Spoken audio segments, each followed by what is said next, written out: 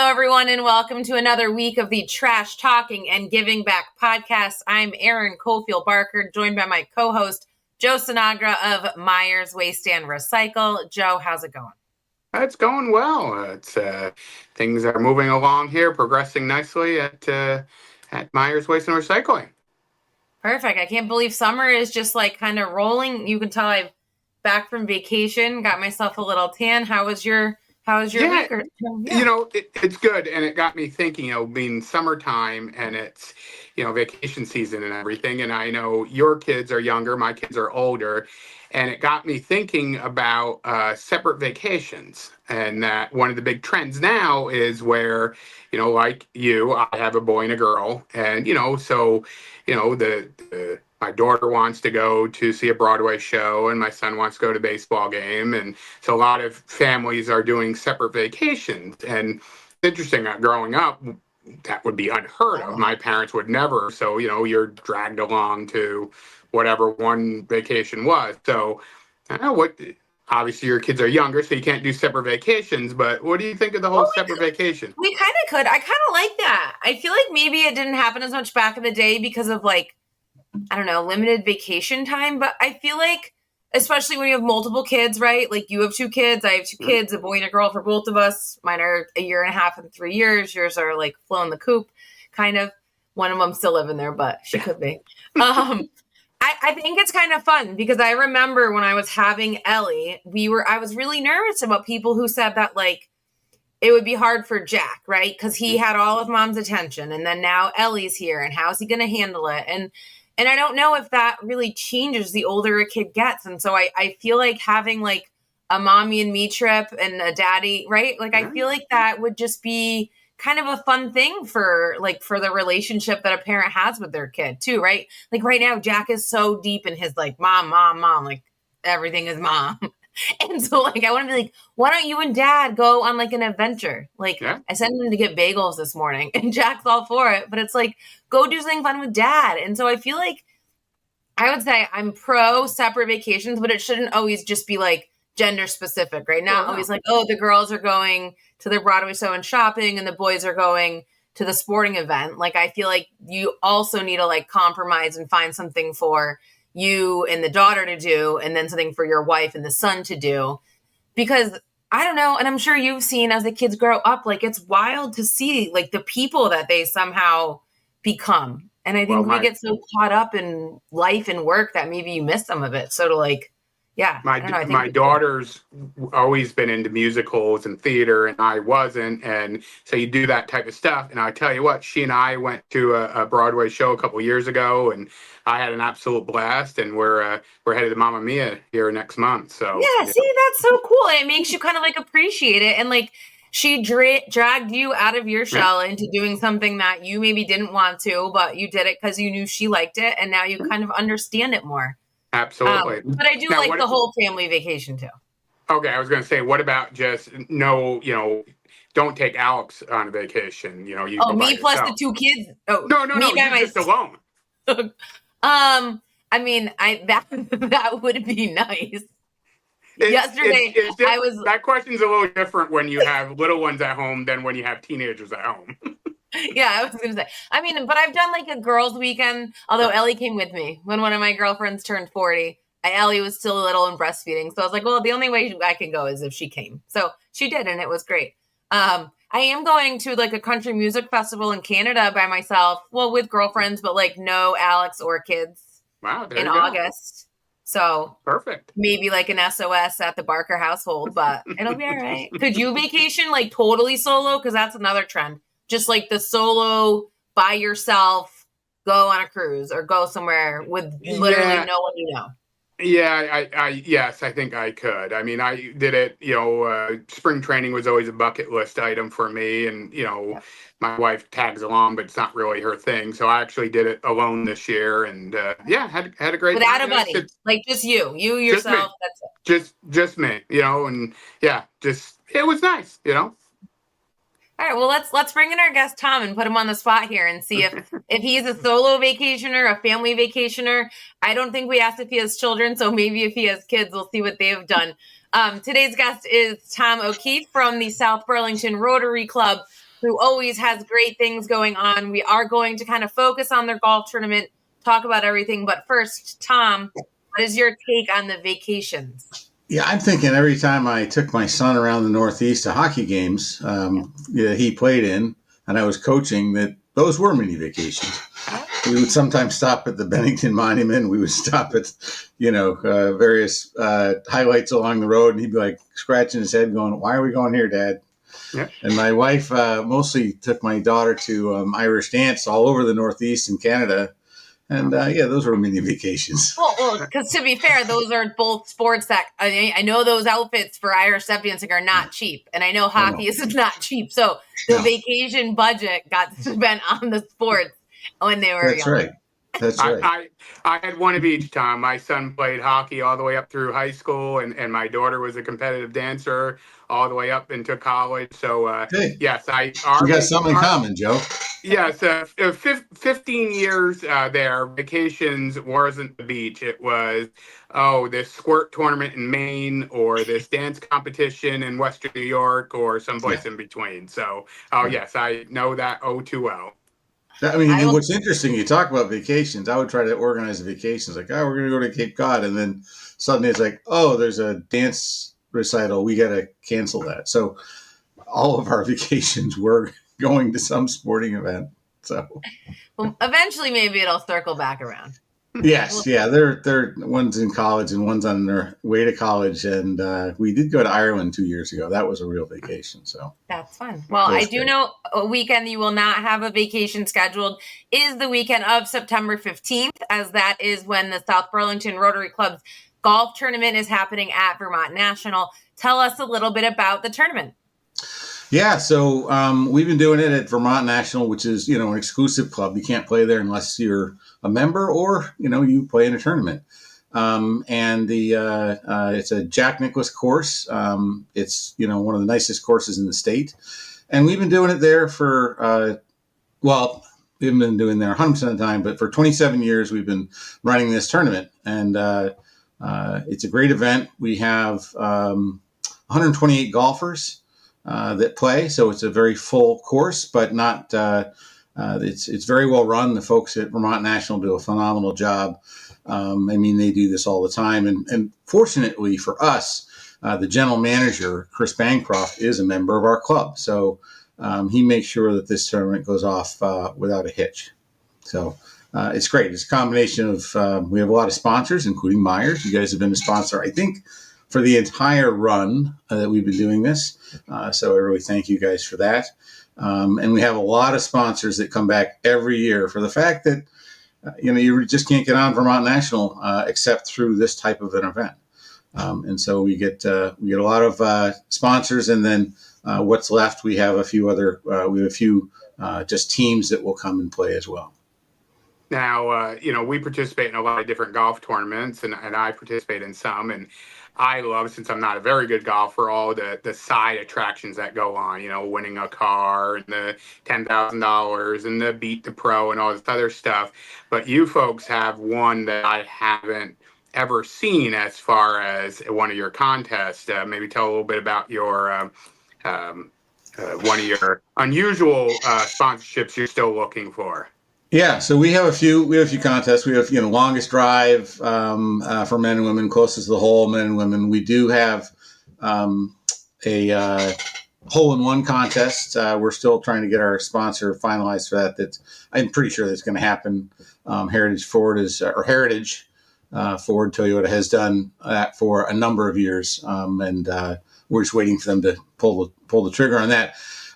So a lot of the types of contests that you would see at a tournament are in play, and there's prizes for all of those things. And but this year, actually, Chris Bancroft came up with the idea of a flamingo hole. So great idea. And so a flamingo hole is one where when you drive the ball, you have to do it on one leg, like a flamingo. And there is an opt out. So if you're really just not comfortable doing that, you can pay your way out of doing that. So that sponsorship is also still open. We're working on an organization that has a bar, And the idea is that, maybe they'll have some kind of flamingo drink or something. So it's still being formulated as to how it's all going to work out. But it's definitely kind of exciting. Chris already got the flamingos that are going to be planted into the tee box. So that should be a fun one, and one that we talk about for years. That's great. Tom, are you a golfer, and have you tried to do this yet? I am a golfer, and I have not done this. Although, when I was a kid, we used to, I can't remember what the name of the movie is. I know I've seen it a few times, but the kind of a hockey Adam Happy Sandler Gilmore. movie, whatever it was. Happy Gilmore. We used to try to, what was that? Happy Gilmore. Happy Gilmore. Yeah, we used to Happy Gilmore all the time when we were kids. We'd take 2 or 3 running steps and step up to the ball and see how far we could hit it. And mostly we're hitting it pretty far, but into the woods. So, not very accurate, but a lot of fun. I think that you're onto something, right? A lot of different golf courses have tournaments, which is great, but you're definitely onto something with being at Vermont National, which, as you mentioned, you can't just call up and get a tee time there, right? And so it's a unique way that people could be able to go and play Vermont National, and I'm sure that helps fill this tournament every year. Do you guys still have any openings for teams this year, or are you almost full? Where are we at? Yeah, we're very close to full. We're not full. We're kind of it's kind of like selling something on Craigslist. The first one that shows up with cash gets in. But we have, I think, as of this morning, we met this morning. There's like 6 teams, 6 foursomes open right now. But I will say that we have a combination of teams and sponsors that are kind of on the bubble. They just haven't pulled the trigger yet.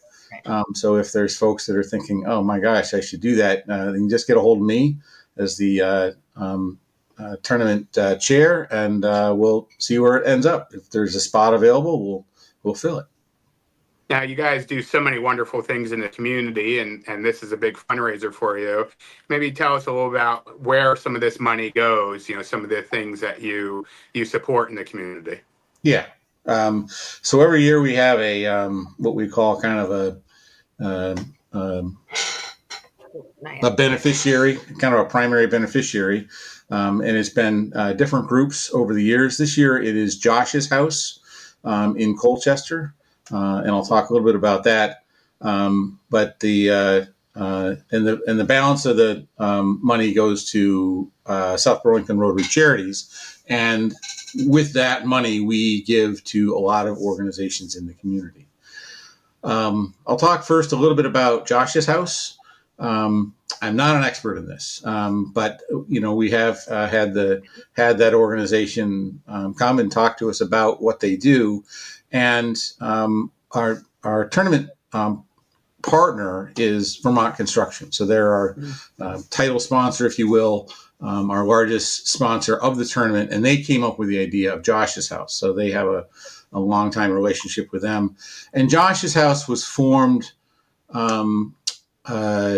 by, I guess, Josh Palada's parents. So Josh is a military veteran, and he unfortunately took his life. It was too much for him to handle the PTSD, and his parents wanted to do something to provide an outlet for veterans. And so Josh's house in Colchester, it's up in the old fort, provides a space for veterans to come in.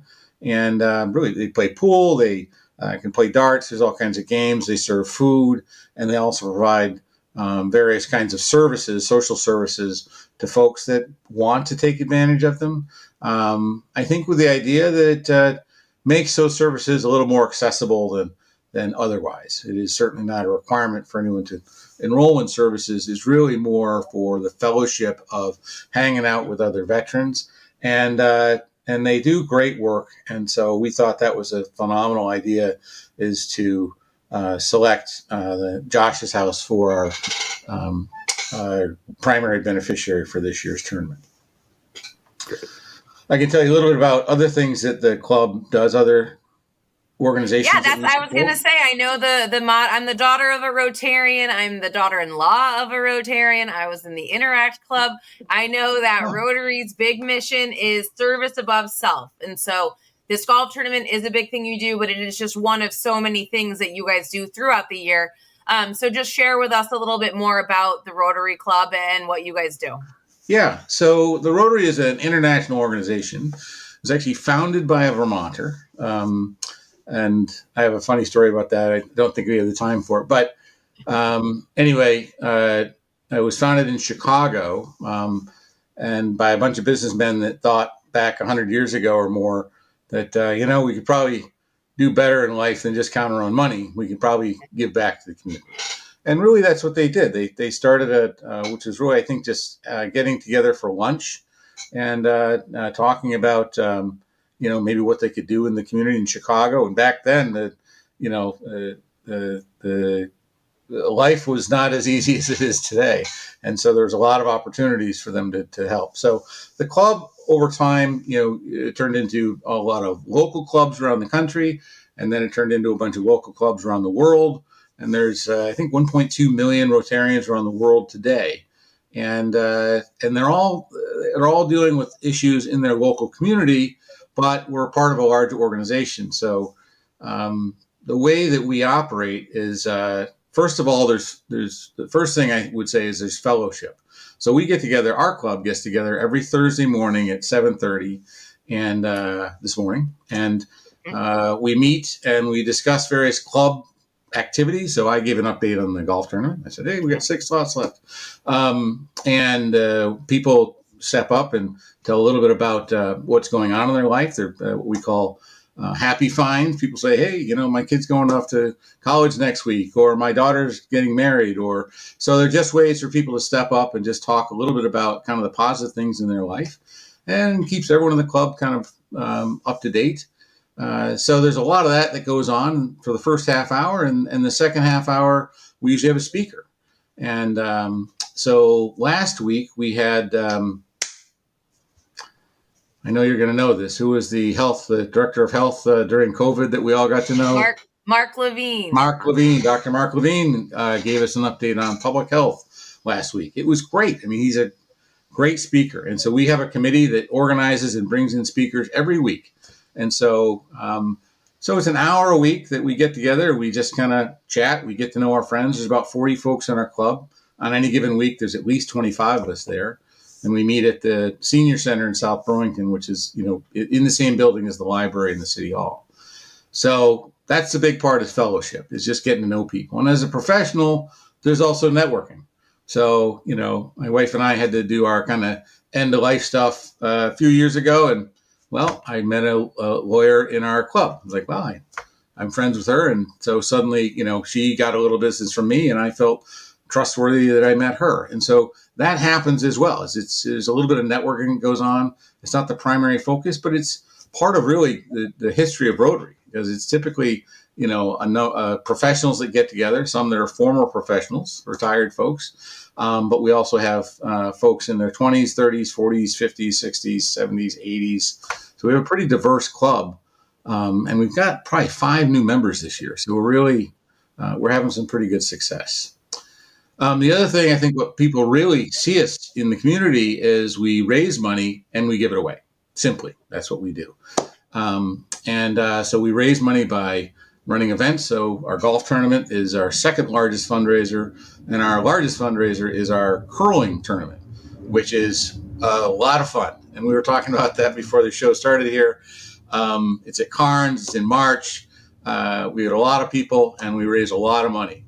And with the money that we raise, we give it out. We give it out to organizations in the community. There's a picture there of the food shelf. So the South Burlington Food Shelf, we're a big advocate for. In fact, we bought a $50,000 electric van for them so that they could be more effective in the community. Before that, they were using, some volunteers' Toyota to go down to the grocery store and try to pick up whatever. Now they got a van. They can load pallets of food from grocery stores or from the Vermont Food Bank. So now they can serve a lot more people. So that was a great effort. That was a 5-year commitment that we made to provide $50,000 to them so they could buy a van. So that was a big one. Another organization that we support in the community on the youth side is Scouting, Boy Scouts of America. And in South Burlington, in Boy Scouts in the U.S. is a declining entity. for different reasons. Kids have a lot of alternatives, a lot of choices in life as to what to do. In South Burlington, it is a growing entity. We have over 100 youth. We have 4 units in South Burlington. We have a Cub Scout unit.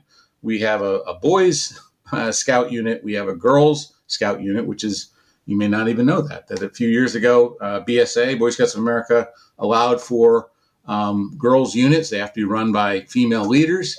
But basically, these girls are like, hey, I don't want to just sell brownies. I want to go and do hiking and things like that the Boy Scouts do. So we have that. And then there's a crew, which are for kids that are a little bit older. Either they've already got Eagle Scout and they want to keep doing it, but they want to be with older kids. So it's from 15 to 21. So we have a crew, a venturing crew, they call it. And so those 4 groups. They are busy. They're out in the woods every month. They're helping in the community. They're selling popcorn. They're selling popcorn, but it's a great success story. And so we've been sponsoring them for years. You might see a couple trailers around town, equipment trailers that have, Scouts on it and Rotary logos. So that's another big sponsorship that we've had long term. Trying to think of some of the other big ones. I mean, on our website, we have a long list of things that we do, but we sponsor Habitat for Humanity. We spend a lot of money on housing, on food insecurity. And so I'm going to blank out right now of all the different organizations that we support. But on our website, we've got a pretty long list of organizations that we support. And so it's great. So that's the other thing. And the last one is what I'll say is what's the term I'm trying to think of? Vocational. So it's like we go out and get our hands dirty. So Green Up Day, we're out there every year. We have probably about 15, 20 people out there on side of some highway. And we recruit the Scouts as well. So we get a big bang for our buck there. We're involved in the city marathon and a lot of different events around town. People saying, hey, we need some help. The cemetery, the city of South Burlington has 2 cemeteries. So this Saturday, we're going to the Eldridge Cemetery, which is next to the airport. And we'll be, I think, fixing stones. Last year, we cleaned the stones. This year, I guess we're fixing stones. And we're just supporting the I can't remember the name of the organization that does that. There's a specific term, but there's a group in the South Burlington government that supports those cemeteries. So we're helping them do what needs to get done. Very cool. So you guys stay busy all year round, and I know you're always open to new members. You guys have a great website. If people just Google South Burlington Rotary Club, they will find it. You have a Facebook page as well. Any other quick tidbits you'd like to add before we let you go? I just say, I just think that what Rotary offers people is, as I said, fellowship and a way to give back. And I think in today's world, there's a lot of loneliness and, people are like, oh, I wish I could do something.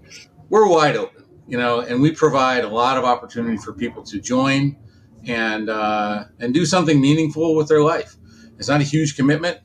For me, I retired a few years ago, and as I was leading up to it, I was like, I travel all over the country for my career. I didn't do anything in town. So I really wanted to do something locally. And so the Rotary, for me, provided an opportunity for me to meet people that also wanted to do something meaningful with their life, and a very easy avenue to do that. And so I would suggest for anybody that, come to our website, check it out, and it has a lot of information there about what we do and how you can learn more about Rotary by coming by. Perfect. Thank you so much for joining us on the podcast, Tom. Okay. Thank you. All right. Yeah, of course. Joe, I know you're not a big golfer, but here's the thing I love about, this isn't even actually golf, so I don't know why I said that. Rotary clubs have so many different, each one has different events that are kind of their thing, right? Yeah. where I grew up in Connecticut, the big one for my hometown was they do the Lobster Fest every year. Yeah. And it was like the big to do in town, and people go and you eat lobsters. And like, I know just up here in Vermont, it's like there's a pie day one that they do in Shelburne. And like, I think it's so fun that there's so many different events like that happen and go on with Rotary clubs, and they find different unique ways to raise money. Exactly. It's wonderful. And you're right. I mean, some put on the home and garden shows, and some are doing different little festivals and stuff like that. It is wonderful. Have you ever spoken at like a Rotary club, or what would be your topic of choice? Like, what are you an expert on if you were to go speak at something? Well, I don't know about an expert on anything. I was a Rotarian for a number of years, so I am a Rotarian. And when my role at Myers changed a little bit, we handed off that kind of thing. So I have been to a lot of Rotary meetings, and yes, I guess I have spoken a few times about sustainability and a lot of the things we do here at Myers about recycling and the such. So it's a great organization. All right, are we playing our game this week? Well, of course we're playing our game. All right, let's do it. Trashy or I not. taught someone, sorry, real quick. I had a friend and I told her about how the biggest thing you should not ever put in your recycling is styrofoam. Well, and she was like, oh. I was like, that's the big one. And clean your pickle jars. So I'm learning from you, Joe. So this little game we have here, and sometimes I try to not let my personal bias fall into it, but this is one of the times where my personal bias will probably come through. So trashy or not, I've recently experienced this, and it really, actually I got in trouble by my family because I actually made a comment. So trashy or not, speaking, speakerphone in public. That's good. That's so bad. But you know what's worse? There's one thing worse than speakerphone that's even trashier. FaceTime in public. Walking around.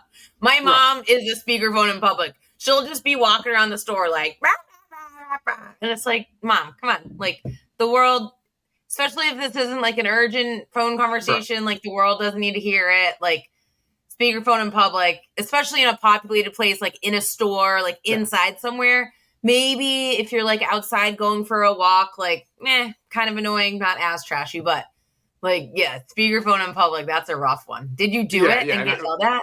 Yeah, I got in trouble. So we were out in a store recently, and there was this woman, and I kind of take it with a grain of salt. You know, if it's a 70-year-old man or woman, okay, you give them kind of a pass. But, if they're our age, 30, 40, 50, like, better. So there was this woman probably in her 40s, and she has that phone out, walking through the store shopping, and she's talking as loud as can be. So we go around, one side, and then we double back and we come past her, and she's still on her phone. So I turned to my daughter and I said, you know what my biggest pet peeve is? And she goes, what's that? I said, people who are on their speakerphone when you're out in public. Of course, I got 2 dirty looks, but it's just like, come on. You've got to know. It's different if you're like, hold on, let me like put this down so I like, but you've got to know. And the FaceTime I get, like, oh, what do you think of this thing? Or do you want, A or B? Or how does this look on me? Okay, I can almost tolerate that. But just chit-chatting. But the FaceTime chit-chat is the one. My sister, I hope my family doesn't listen to this podcast, because now I'm in trouble with my mom and my sister. But she's the queen of, like, we're, like, walking to the beach, and she's like, oh, hi, like, blah, blah, blah. And I'm like, come on, let's go. Yeah, get with the program. Yeah. So, okay, so we both agree, trashy. Yes, trashy. Okay, well, that's good to know. So, good. That makes me happy. Yeah, without a doubt. All right. Well, with that, let us know what you all think of speakerphone in public. We'll see. Maybe there's some very pro speakerphone in public people who have great. If you could justify it, then I'm willing to change my stance. But I think it's going to take a lot. Also, don't forget to like and subscribe to the podcast while you're here, so you get notified every time there is a new one uploaded. So you can hear what Joe and I are up to, things we think are trashy, but also learn a little bit about what everybody's doing in our community and ways to give back. Till next time.